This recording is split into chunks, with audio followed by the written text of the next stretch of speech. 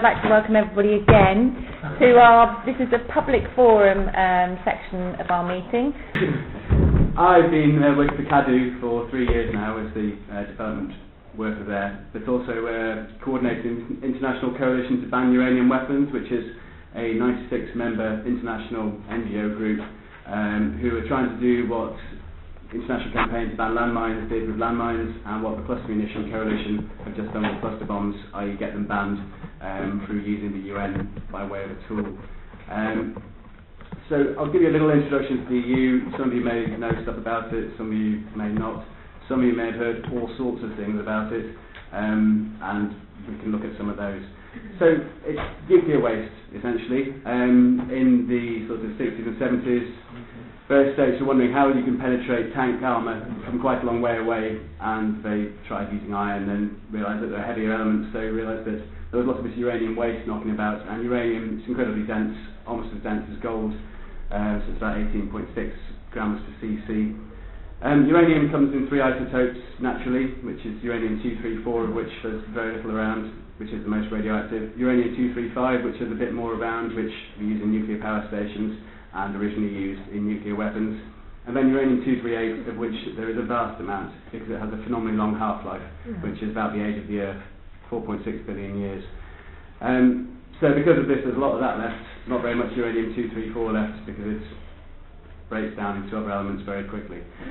So when you're producing reactor fuel, for every kilo of sort of reactor-rich, low-enriched uranium you make, you end up with 7 kilos of waste EU, and there's more than 1 million tonnes of uranium worldwide.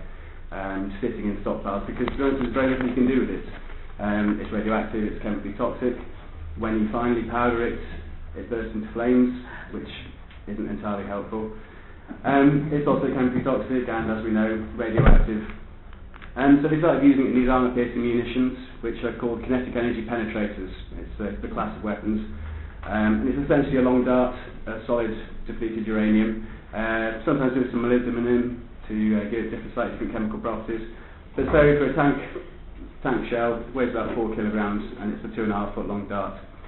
When you fire the EU, it's travelling extremely quickly. It heats up with the friction in the air. When it hits the tank, it bursts into flames, and as it goes through the armour, particles are forced off it. These are then burst into flames as well, and you fill the tank with a burning cloud of up to 3,000 degrees centigrade, which kills the tank crew, causes the tank ammunition to blow up.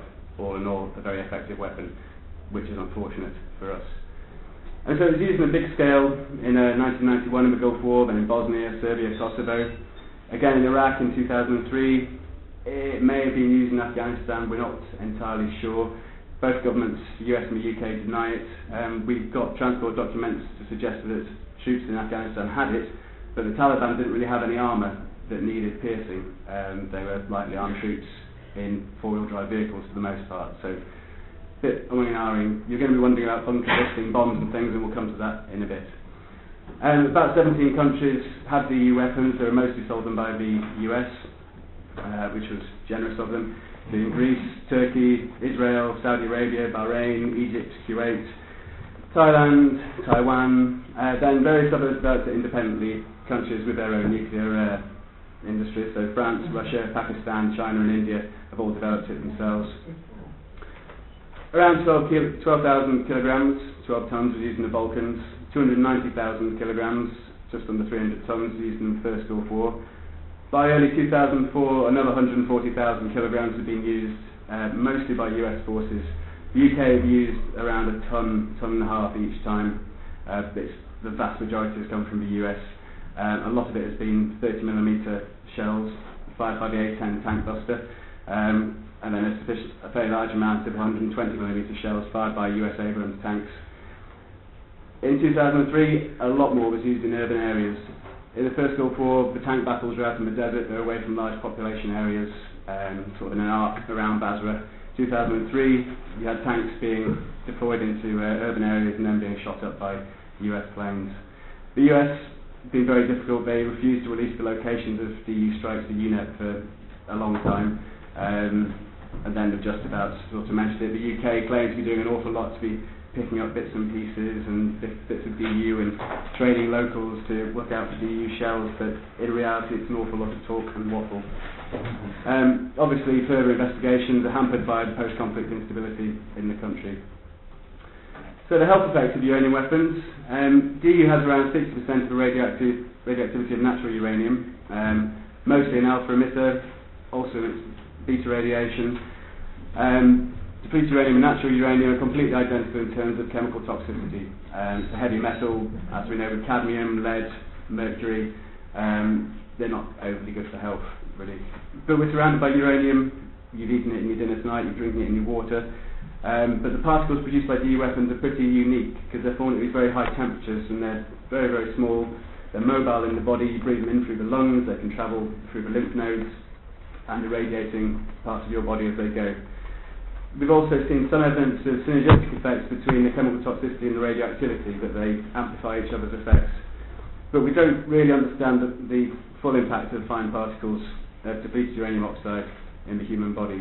We know there are genotoxic effects, they're carcinogenic, they're mutagenic, they're teratogenic, they affect the unborn fetus. But the research we have, it's not perfect as far as there's a lot of animal experiments, a lot of cellular experiments, but no one's really studied a large population. So it's connected with cancers, particularly leukemia and lymphoma, which are commonly associated with radiation. But we're missing this epidemiological data from all of Iraq because of the post-conflict instability. So we're pushing the precautionary principle, which is fairly common in European law, that if something has been released into the environment that appears to be damaging people or the environment, then we should do something about it and stop it even before all the data is in and all the epidemiological surveys, which can take years, 20, 30 years, and cover huge populations. So you need a stable population and a stable political situation. Until all that data is in, we'd rather they stop using it now for obvious reasons. So in 1999, CADU was set up, which was based up with Greater Manchester and District C&D, and we still are until next Monday, where we move into our own office with a window that looks out onto the sky, which would be brilliant. But we originally were set up with help from the Fire Brigade Union, who were concerned because they were being called to incidents of crashes where depleted uranium was being carried by vehicles. They'd had very little information about what to do with regards to the safety around burning uranium. So we seek a ban on the use of uranium in all conventional weapon systems and limits on the civilian usage of it. In 2003, we've been working for a long time with lots of other NGOs from Europe, particularly from Japan and the US. And in 2003, we formed an international group with 14 founding members.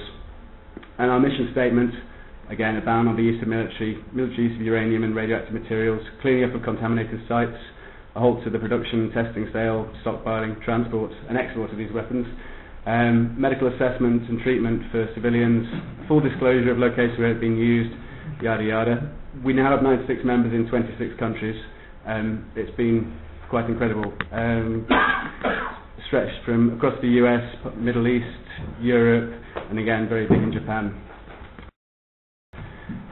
So the reasons for a ban: they've got a very dubious legal status as far as any sort of international law standards are sort of respected. Their impact isn't limited to military combatants because they affect civilians. Their effects continue beyond the cessation of hostilities for up to 4.5 billion years. They fail a geographical test, so they can spread well beyond the areas of the battlefield. And the fact they can cause cancer and other health problems marks them out as inhumane weapons. And under the Geneva Conventions and international law, you have principles of precaution and proportionality, that the weapon, as far as any weapon can be justified, then its use should be justified in the situation you're in. A UN subcommission on human rights has branded them as not in conformity with existing international human rights law. And fundamentally, we argue that the methods and means of warfare are not unlimited, as inscribed in Geneva Conventions. And also, we again argue on the precautionary principle. So, our achievements thus far: we have a petition with more than 250,000 signatures on it. We hold International Day of Actions each year. We hold international conferences. We have domestic campaigns, particularly strong in Belgium, Italy, the UK, Finland, Sweden, Costa Rica, US, Japan. Last year, Belgium became the first country in the world to ban use of uranium in any conventional weapon systems, which was amazing and remarkable. They've got form for banning weapons, which I'll come to in a while. We hold seminars and exhibitions. We engage in international lobbying in Geneva and New York. We work with scientists and doctors and veterans and politicians and other NGOs. We support independent research in Basra and elsewhere in Iraq, and we develop DU coalitions and networks in other countries. We've learnt a lot from the experience of the landmine people and the cluster bomb coalition.